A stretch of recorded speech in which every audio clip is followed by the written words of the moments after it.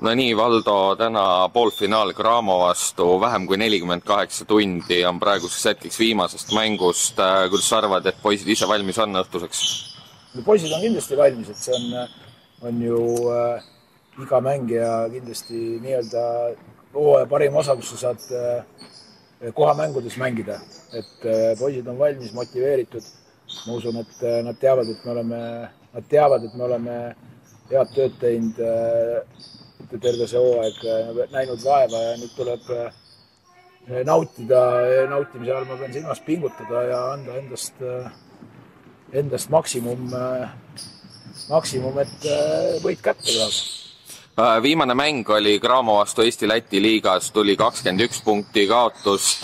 Palju strateegia ja mängu ülesehitus muutunud on praeguseks hetkeks?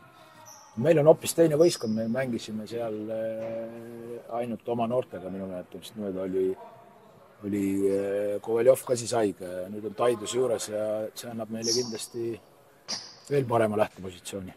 Super, aitäh ja edu õhtuses poolfinaalis! Aitäh!